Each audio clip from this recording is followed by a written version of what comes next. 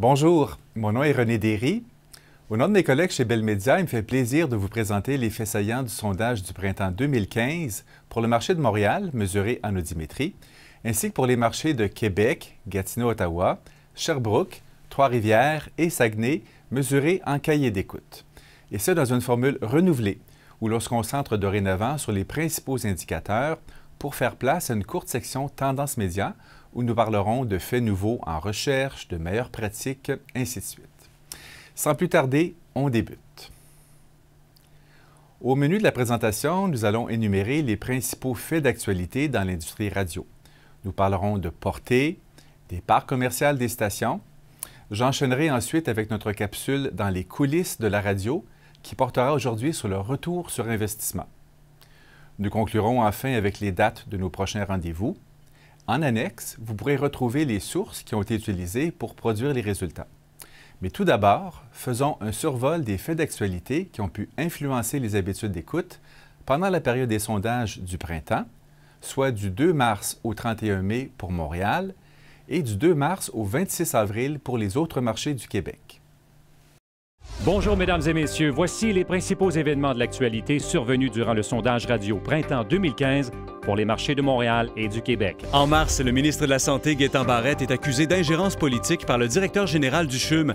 Jacques Turgeon claque la porte, mais revient rapidement à ses fonctions. Quelques jours plus tard, les étudiants débarquent dans les rues de Montréal et de Québec pour dénoncer les politiques d'austérité du gouvernement Couillard. Le ministre des Finances, Carlos Leitao, dépose son budget le 26 mars. L'opposition dénonce l'austérité, mais le ministre parle de rigueur. Toujours en politique, le Parti québécois remonte dans les sondages avec l'élection du nouveau chef Pierre-Carl Péladeau. Au final, il devance les députés Alexandre Cloutier et Martine Ouellette. Justice maintenant. La Cour suprême du Canada interdit au maire de Saguenay, Jean Tremblay, de faire une prière lors de la réunion du conseil municipal. Le 21 avril, le ministre fédéral des Finances, Joe Oliver, dépose un budget équilibré à seulement 6 mois des prochaines élections. Au sport maintenant, les Canadiens de Montréal éliminent les Sénateurs d'Ottawa en première ronde des séries éliminatoires, mais se sont inclinés au second tour face au Lightning de Tampa Bay. La fièvre du baseball s'empare de Montréal avec la présentation de 2 matchs des Ligues majeures au Stade olympique les 3 et 4 avril.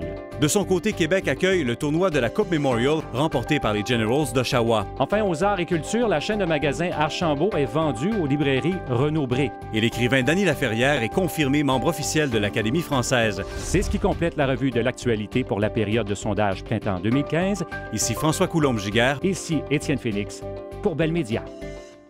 Maintenant, quels ont été les faits saillants dans l'industrie de la radio pendant les sondages de printemps? C'était d'abord le premier sondage pour l'animateur Stéphane Dupont à Québec, qui a pris la barre de l'émission du matin à Énergie 98.9. Il s'agit donc d'un second bloc horaire à Énergie Québec qui devient 100% parlé, après celui de Jeff Fillion. À Saguenay, la station CKRS du groupe Attraction Radio a conclu une entente pour adopter la marque et le format Rythme FM. Le signal est aussi rediffusé sur l'ancienne antenne CKGS-FM. Ce changement a été introduit à Saguenay le 9 février dernier, si bien que le format pour les 2 antennes combinées a été sondé pour la première fois dans ce marché ce printemps. Rythme FM a aussi été introduite en Abitibi le 9 mars en remplacement d'un format existant. On connaîtra ses premiers résultats au sondage de l'automne prochain. Enfin, après 20 ans à faire rire les Montréalais et le Québec tout entier, les Grandes Gueules ont animé leur dernière émission à Énergie le 8 mai dernier. Parlons maintenant de la portée du média radio. À ce sondage, et la tendance continue de se maintenir, on remarque que la radio rejoint la quasi-totalité de la population à chaque semaine. Pas moins de 96% des gens dans le marché central de Montréal. Si on regarde au fil des âges, la portée hebdomadaire de la radio se situe à 96% et plus dans tous les groupes cibles, même chez les branchés de 18 à 24 ans. Comme quoi, le côté mobile et instantané de la radio a suivi avec les nouvelles technologies. On remarque au bas de l'écran de quelle façon la radio rejoint une masse critique très importante de consommateurs tous les jours. Voici maintenant les stations de Montréal qui ont la plus grande portée en rayonnement total, soit l'étendue géographique où on peut les écouter. Rythme FM demeure au premier rang avec 2,4 millions d'auditeurs. On assiste à une très chaude lutte pour les autres stations. Rouge FM suit avec 2 millions, suivi de près par C'est quoi, elle-même talonnée de près par Virgin Radio 96. Le 98.5 suit avec plus de 1,9 million, suivi par The Beat avec 1,8. Énergie suit avec 1,5 million d'auditeurs, puis Chaume avec tout près de 1,5 million également. Si on se concentre maintenant sur le marché de Montréal-Franco, voici les 5 stations qui ont le plus grand pouvoir d'attraction dans le marché, soit la plus forte portée. Précision graphique, les résultats du sondage de printemps sont indiqués en haut des colonnes des stations, tandis que les résultats du récent sondage d'hiver, pour fin de comparaison, sont indiqués à l'intérieur de la colonne. Rythme FM demeure en tête avec maintenant plus de 1,7 million d'auditeurs par semaine. Rouge FM demeure deuxième avec plus de 1,4 million. Le 98.5 maintient son troisième rang en portée avec maintenant plus de 1,3 million. Suit C'est quoi avec maintenant plus de 1,2 million, puis Énergie avec plus de 1 million. Quant aux parts d'écoute commerciale, voici les 5 stations les plus écoutées à Montréal-Franco par les adultes de 25 à 54 ans. Le 98.5 maintient sa position de tête avec 26 de l'écoute, en hausse de 1 point par rapport à l'hiver. Rythme FM suit avec 22 parts et demeure stable. Rouge FM gagne 2 parts et garde le troisième rang, avec maintenant 20 de l'écoute. Énergie suit avec 13,4, puis C'est quoi avec 12,5 de l'écoute. On passe maintenant du côté de Montréal-Anglo. Voici d'abord les 5 stations qui ont la plus grande portée dans le marché. La lutte était chaude depuis l'automne entre Virgin et The Beat. Eh bien, ce printemps, Virgin Radio 96 reprend la tête avec 553 000 consommateurs rejoints à chaque semaine, suivi de très près par The Beat. C'est un gain de 33 000 auditeurs pour The Beat et 39 000 pour Virgin. Chaume et CJD affichent de la stabilité et se maintiennent respectivement au 3e et 4e rang, suivi par TSN Radio 690, dont la portée progresse de 15 par rapport à l'hiver, traduisant l'engouement pour la fin de saison et le début des séries du Canadien. En part d'écoute commerciale dans le marché central anglo de Montréal, toujours chez les 25 à 54 ans, Virgin Radio 96 reprend également la pole position avec un gain de 4 parts, détenant maintenant 29 d'écoute dans ce groupe cible. Pendant que The Beat passe au second rang avec 27 parts, c'est une baisse de 6. Chaume maintient sa troisième position avec 21 de l'écoute en hausse de 1 point. CJD est stable avec 16, suivi par TSN Radio 690 avec 7. Ce qui nous amène au marché de Québec. Je vous rappelle que les sondages du printemps en cahier d'écoute n'incluent pas la mesure du rayonnement total des stations, mais se concentrent sur les marchés centraux. Dans le marché central de Québec, il y a 7 stations qui rejoignent plus de 100 000 consommateurs à chaque semaine. On voit ici les 5 premières. Le FM 93 demeure au premier rang avec 186 000 auditeurs, suivi de Rouge FM qui grimpe en seconde place avec maintenant 173 000. Ici, Première prend la troisième position avec un gain de 18 000 auditeurs. Énergie est stable en portée avec 136 000 consommateurs rejoints chaque semaine. Choix Radio X, de son côté, chute de la 2e à la 5e place avec une perte de 44 000 auditeurs. Quant aux parts d'écoute commerciale à Québec, chez les 25 à 54 ans, il y a une toute nouvelle dynamique dans le marché. Profitant de la baisse importante de Radio X, le FM 93 s'empare du premier rang avec 19 des parts, c'est un gain de 3 points.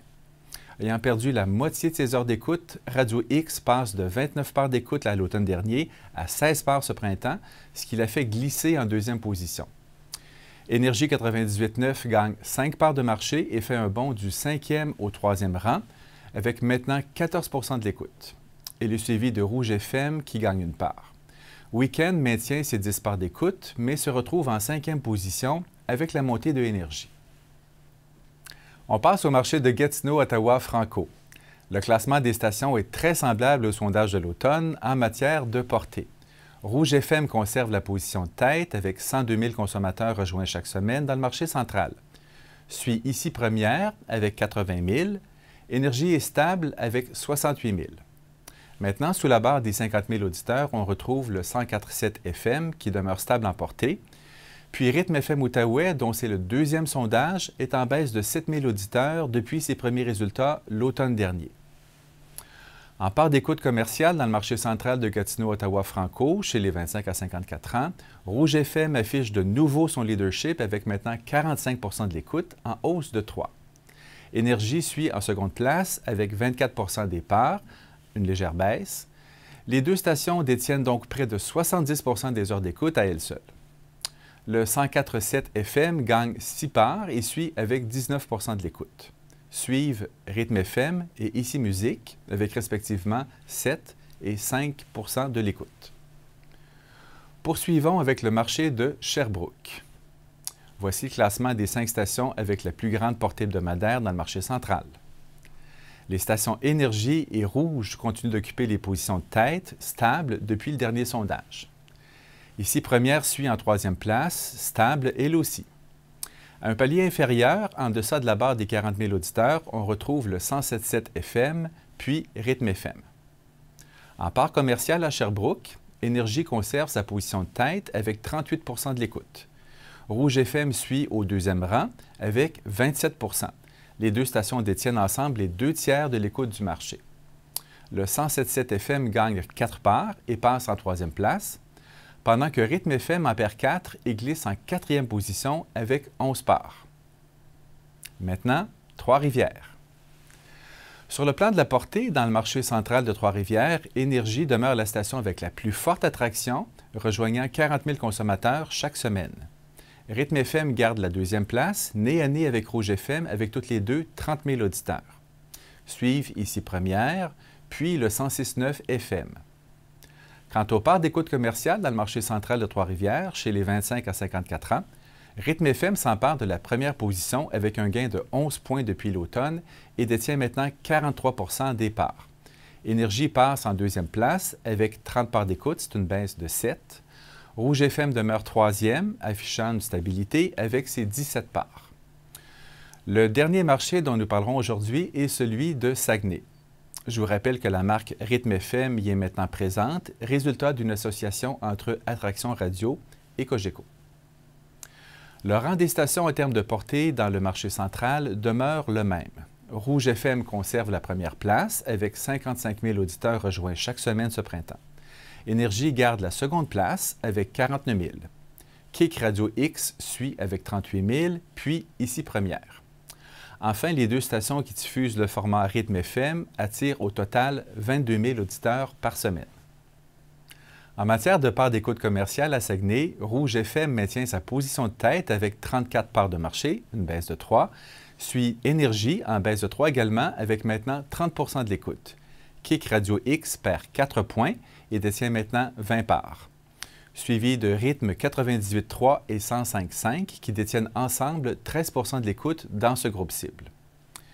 Et bien voilà qui complète les faits saillants du sondage. On passe maintenant à notre capsule sur les coulisses de la radio. Lors de notre diffusion cet hiver, on avait parlé du nombre d'occasions et de la fréquence nécessaire pour optimiser l'impact d'une campagne. Aujourd'hui, nous abordons la notion du retour sur l'investissement. Sachant comment il est important pour les annonceurs de s'assurer de la rentabilité des campagnes, je vous propose un tour d'horizon rapide des études les plus récentes sur le retour sur investissement de la radio. Je débute avec une étude qu'Astral Radio, devenue Bell Media, avait commandée en 2012 une firme canadienne spécialisée en économétrie nommée Custometrics.